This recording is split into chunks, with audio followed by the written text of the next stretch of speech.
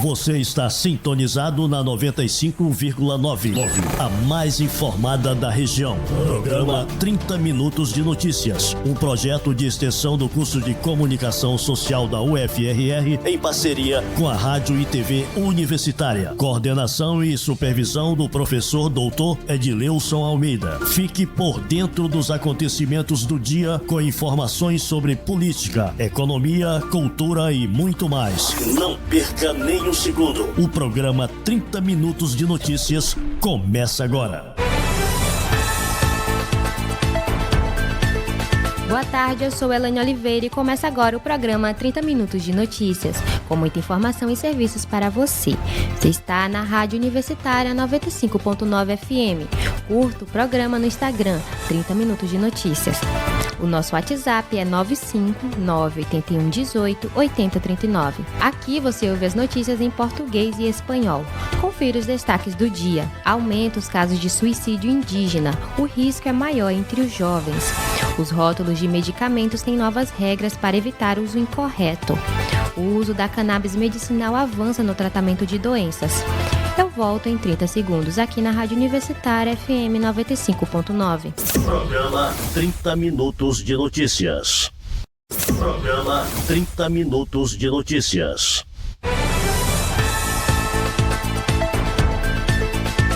O uso da cannabis medicinal avança no tratamento de doenças. Especialistas avaliam que no Brasil é necessário avançar na regulamentação e permitir o plantio da planta em solo nacional, além de dar acesso à população em geral via SUS. Vamos conferir com informações da EBC. O uso da cannabis medicinal avança para o tratamento de diversas doenças. No Brasil, especialistas avaliam que é necessário avançar na regulamentação e permitir o plantio em solo nacional. Também de dar acesso à população em geral a essa medicação via SUS. Para Vivian Dalla Coleta, fundadora e coordenadora do Instituto Dalla Cannabis, a melhor forma de fazer isso seria através do programa do SUS Farmácias Vivas. O programa, criado em 2010 pelo Ministério da Saúde, com competência para produzir e distribuir fitoterápicos. O que é a Farmácia Viva? É um projeto do governo federal que existe desde 2010, onde é possível cultivar plantas medicinais, transformar em fitomedicamento e distribuir para a população via SUS. Isso já existe. O que acontece é todo um trabalho para se montar uma farmácia viva, porque ela não é privada. Gente, não tem como montar farmácia viva lucrativa, não tem como qualquer pessoa montar farmácia viva. No entanto, Vivian lembra que o programa Farmácia Viva depende da realização de prefeituras ou governos de estado para sua criação. O biotecnólogo Gabriel Barbosa falou que mais de 50 doenças são tratadas com a cannabis medicinal. Ele explicou ainda as vantagens do uso da cannabis frente a outros medicamentos. Os motivos de prescrição atualmente no Brasil hoje são ansiedade, dor crônica, distúrbios de sono, condições neurodegenerativas como demências, Alzheimer de maneira geral, e tem crescido muito a utilização em outras áreas que a gente tá trazendo essa discussão aqui para o Congresso. Então, frente a outras drogas que são utilizadas para os mesmos fins, a cannabis ela apresenta um baixo perfil de efeitos colaterais e, de maneira geral, uma segurança muito alta. Não há dados de morte por uso de cannabis. Atualmente, especialistas debatem sobre o uso da cannabis para a saúde da mulher em doenças metabólicas, procedimentos odontológicos e até para uso veterinário. A defensora pública Jeane Chaldi destaca a importância de garantir o acesso à justiça e aos direitos fundamentais dos pacientes que dependem do canabidiol para o tratamento de suas enfermidades. De Lara Muniz, para o 30 Minutos de Notícias. Os rótulos de medicamentos têm novas regras para evitar o uso incorreto. A Anvisa aprovou mudanças como escrita diferente para medicamentos de uso restrito à unidade de saúde e maior destaque para indicações de uso em remédios que são comprados sem receita. Confira mais informações. Atualmente, quem toma remédio muitas vezes fica sem entender nada quando vai ler as informações na embalagem. Um erro na escolha da medicação pode trazer graves consequências para a saúde. Por isso, a Anvisa aprovou mudanças na rotulagem para deixar mais claro tudo o que está escrito nas embalagens. garantindo o uso correto dos medicamentos. No caso de remédios isentos de prescrição médica, a classe terapêutica e a indicação terão que ficar na frente da embalagem para facilitar a visualização. O mesmo será feito para a quantidade de medicamento que deverá ser escrita na frente da embalagem para ajudar o consumidor na comparação de preços dos produtos. Outra mudança, o nome do remédio vai ficar em letras maiúsculas no rótulo de medicamentos restritos ao uso de hospitais, clínicas, ambulatórios e outros serviços. Tudo isso para evitar erros de ocorrer troca acidental entre princípios ativos com ortografia semelhante. Quanto aos remédios vendidos ao governo federal, a inscrição "venda sob prescrição" será substituída por uso sobre prescrição ou uso sob prescrição e retenção de receita. Com informações da Rádio Nacional, Ana Paula Lopes para o 30 Minutos. Além das múltiplas violências e das questões culturais, e a pobreza podem ser causas de suicídio indígena.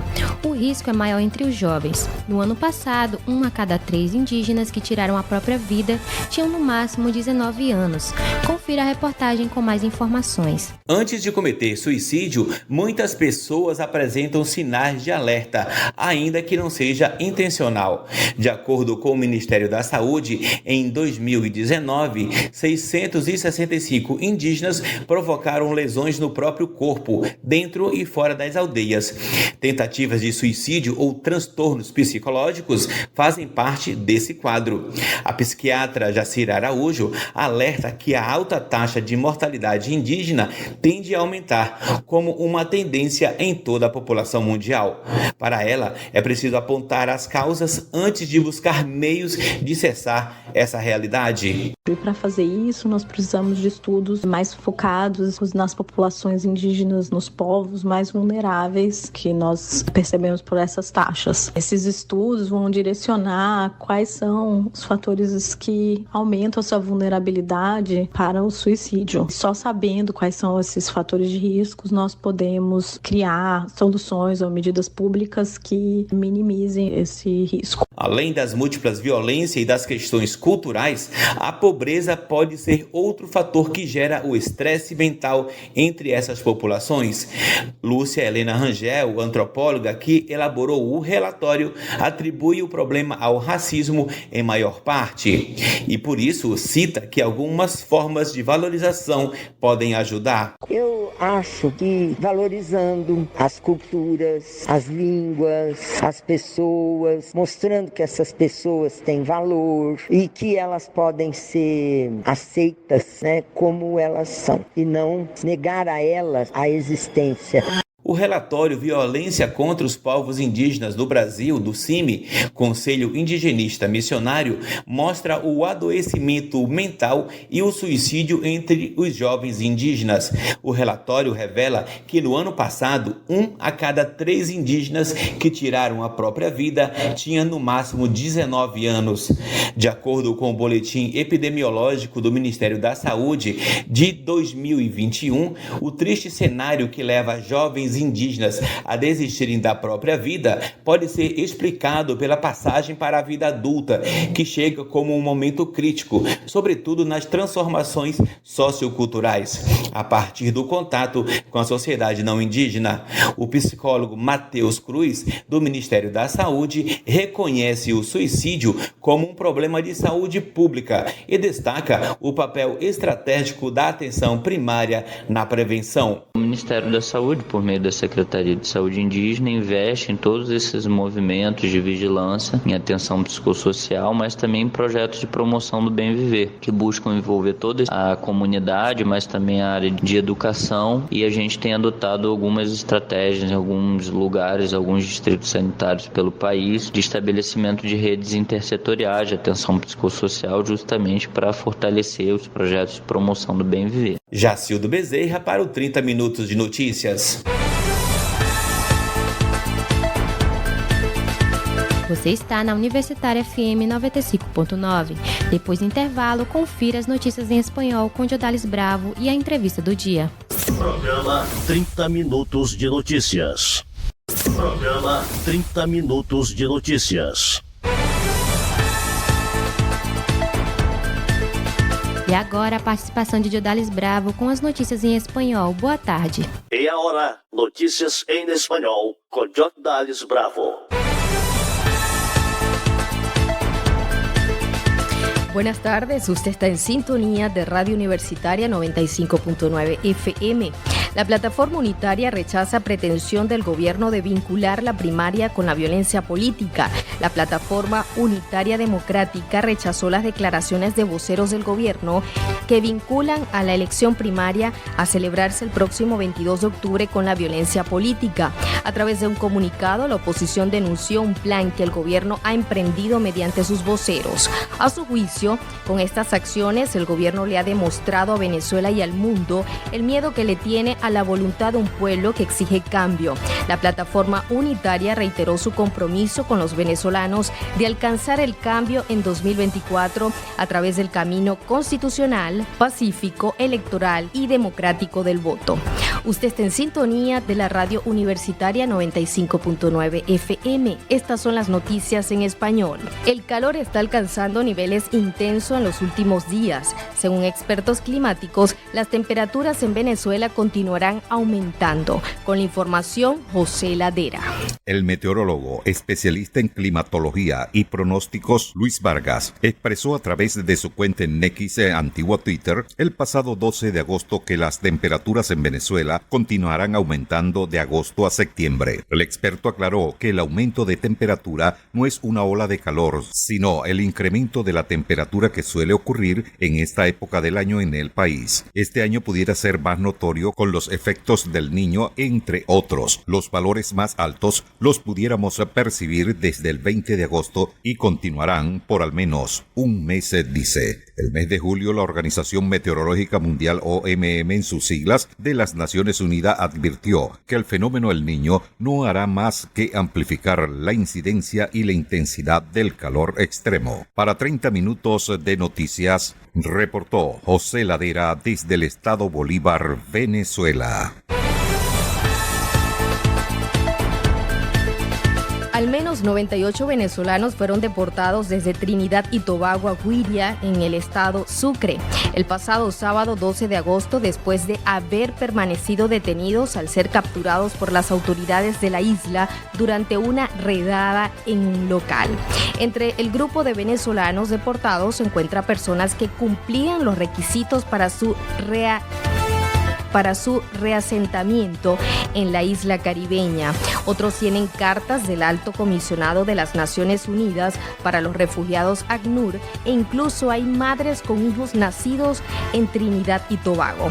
El pasado 4 de julio, el Tribunal Superior de Trinidad y Tobago declaró que las obligaciones de la Convención sobre el Estatuto de los Refugiados de 1951 no se aplican y no pueden hacerse cumplir en el país caribeño. Esta decisión significa que todos los inmigrantes que lleguen a sus costas están sujetos a la disposición de la Ley de Inmigración. Como consecuencia, migrantes, refugiados y solicitantes de asilo pueden ser deportados aunque se hayan registrado en el Alto Comisionado de las Naciones Unidas para los Refugiados ACNUR. Niños en situación de calle no tienen casas de abrigo en La Guajira. Los niños y niñas cuyos padres se vieron en la necesidad de buscar mejores recursos en otros países pasan necesidades, pues varios se encuentran en situación de calle. Esta situación ocurre sobre todo en La Guajira, estado Zulia.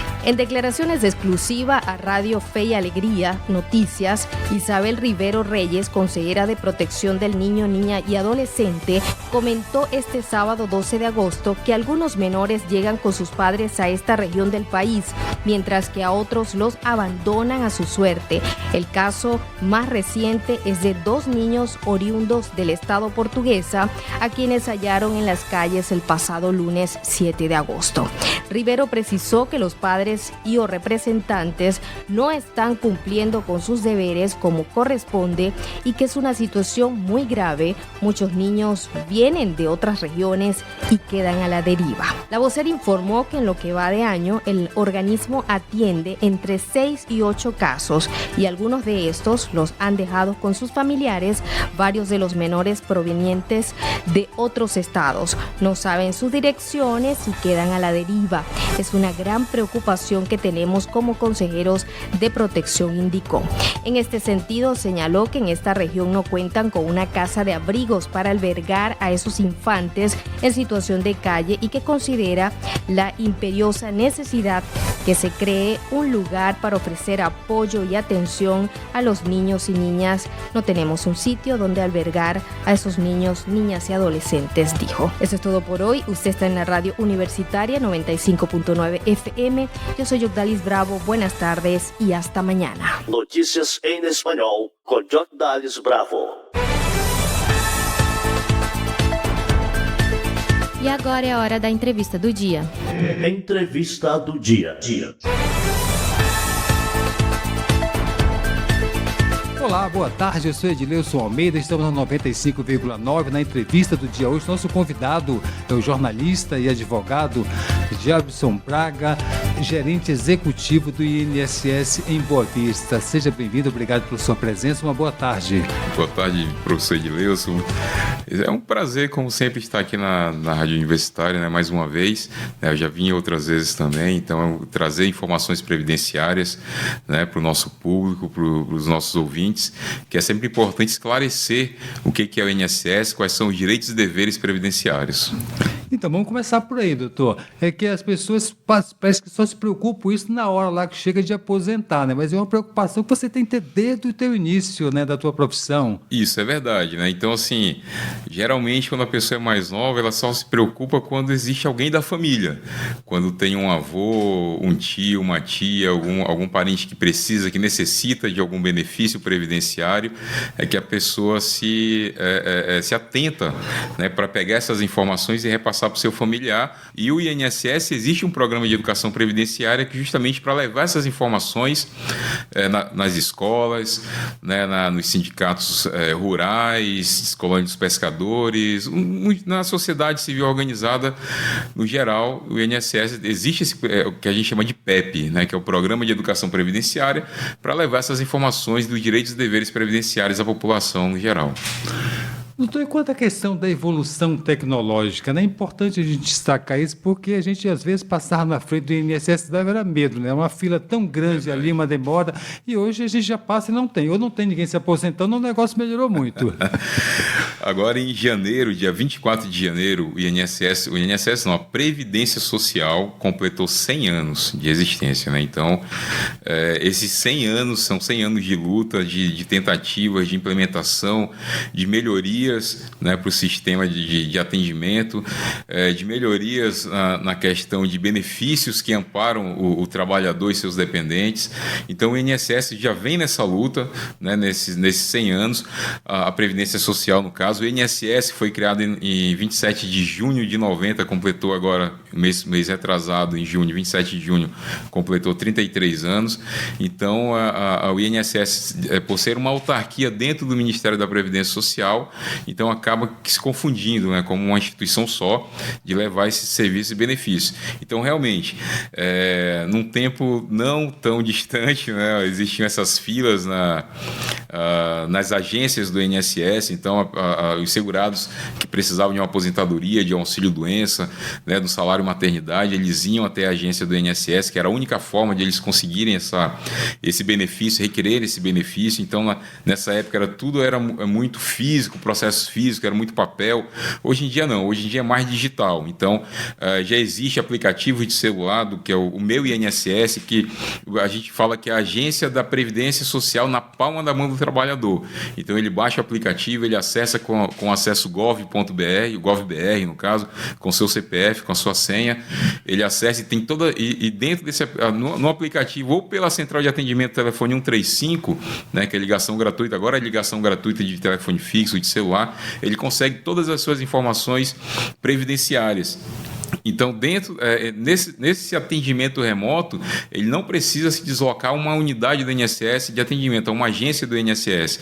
Então, pelo aplicativo, pelo 135, ele consegue solicitar o seu benefício, ele consegue solicitar, imprimir as suas certidões, suas declarações, seu histórico de contribuição e fazer uma simulação. Ele consegue simular se realmente ele já tem o tempo e a idade da aposentadoria. Lá tem todas as informações referentes aos benefícios e serviços previdenciários. Então, isso facilitou bastante para a vida do trabalhador. Então, hoje em dia, você facilita bastante. Claro que existem problemas com relação a isso. No caso, hoje o INSS sofre questão de poucos servidores. Então, no caso aqui, hoje nós tínhamos, até final do ano passado, eram 39 servidores aqui em Roraima. Né? Então, eram 39 servidores para atender a gerência executiva do INSS aqui em Boa Vista e as 4 agências. Né? Nós temos uma agência em Boa Vista, uma agência no município de Caracaraí, uma agência em Rorainópolis e uma agência em Alto Alegre, no município de Alto Alegre.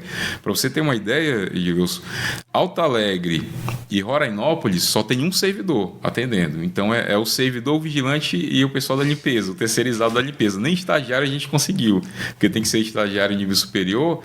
E em Alto Alegre, Alto Alegre a gente conseguiu recente, que é um estagiário que faz na Federal, então ele vai e vem todo dia. Então, ele trabalha pela manhã e faz a tarde e a noite aqui. Então, a gente conseguiu, mas Rorainópolis a gente não conseguiu, Caracaraí a gente não conseguiu. Então, é difícil, porque Caracaraí são 2 servidoras que atendem lá. Né? Na nossa agência aqui, como são poucos servidores, a maioria dos servidores estão nas centrais de análise de benefício, né, para ver se consegue reduzir essa fila, esse estoque de pedidos, de requerimentos, de tarefas que existem hoje digitais no sistema do INSS. Então, os servidores foram direcionados para essas centrais para analisar os pedidos, né, de aposentadoria, salário maternidade, os auxílios, no geral, pensão por morte.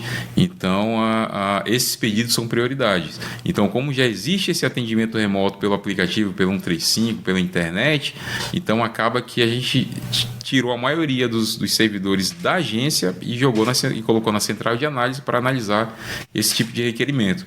Então, às vezes, a pessoa até reclama, o segurado reclama que vai a uma agência e aí o estagiário entrega a senha do meu INSS para ele ter acesso ao aplicativo, imprime um certificado, ali uma declaração de benefício, um IFBEM, uma carta de concessão, mas é o que, por enquanto, a gente consegue fazer. Né? Até o final do ano passado, tivemos o concurso público, né, para todo o Brasil, 1.000 vagas. O déficit de servidores do INSS hoje está em 12 mil vagas. Então, há uns 10, 12 anos atrás, era mais de 40 mil servidores. Hoje nós temos todo o Brasil 18 mil. Mas, assim, para deixar redondinho, hoje 12 mil já resolve. Mas aí o governo, por questões orçamentárias, eu acredito que seja isso, realizou um concurso para 1.000 vagas.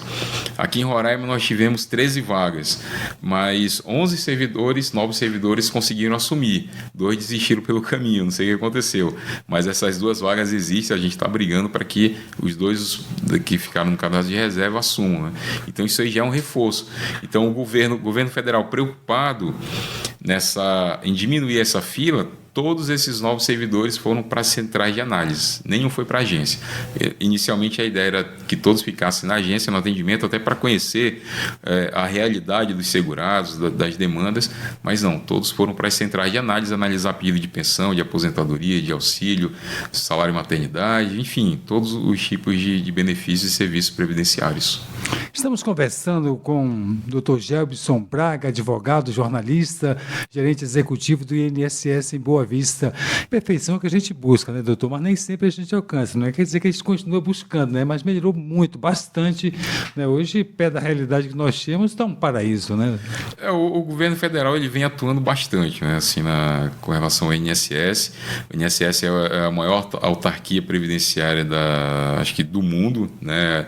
É a maior seguradora seguradora do Brasil. Então, o INSS é Instituto Nacional do Seguro Social. Então, é um seguro. Você contribui para ter direito ao auxílio-doença, aos benefícios de serviço no geral, né? Então, acaba amparando não só o trabalhador, mas os seus dependentes, né? Então, isso aí é uma seguradora, é uma segurança que você tem. Claro que existem os benefícios assistenciais, né? Então, aquela pessoa que nunca trabalhou de carteira assinada, não recolheu, chegou numa certa idade, 65 anos, baixa renda, ele vai ter direito ele pode solicitar um benefício assistencial ao idoso, ou aquela pessoa que tem alguma deficiência, está impossibilitada de entrar no mercado de trabalho, de trabalhar. Ela pode ter direito a um benefício assistencial à pessoa com deficiência. Então, o INSS acaba abrangendo tudo isso. Inclusive, há pouco tempo, há alguns anos agora recente, até o seguro-defeso, que antes era gerido pelo Ministério do Trabalho, passou para o INSS. Então, mais esse serviço para o INSS dar conta, entendeu? Então, assim, a gente se desdobra, fecha acordo de cooperação técnica com sindicatos rurais, colônias dos pescadores, federações, associações, para ver se a gente consegue atender essas unidades, essas representatividades dos nossos segurados, né? Evitando assim que eles se desloquem até uma unidade do INSS. Então, se a gente fechou a gente fechou um acordo de cooperação técnica com a Associação Rural lá de Rorainópolis. Então, a área rural não precisa se deslocar a uma agência de Rorainópolis, nem de Caracaí, nem de Boa Vista. Basta procurar a associação, o sindicato, a colônia dos pescadores, que lá eles vão conseguir protocolar o pedido que cai direto na mesa do analisador, do servidor que vai analisar. Então está bem rápido assim, com esse acordo facilitou bastante. Que bom. Conversamos na tarde de hoje aqui, felizmente acabou o tempo, Dr. Jefferson Braga, jornalista, advogado, gerente executivo do INSS em Boa Vista. Muito obrigado pela sua participação, seja muito bem-vindo e uma boa tarde. Eu que agradeço, mais uma vez aqui participando da Rádio Universitária. Obrigado, agradecer ao professor Edileuso, né, mandar um abraço para o nosso amigo Jeremias, que está aqui também, só escutando aqui, recebendo esse esclarecimento sobre o INSS e a Previdência Social. Né? Está perto. Pertinho, né? Para aposentar. Né? Dizer que o INSS está de portas abertas aos ouvintes da rádio, aos nossos segurados.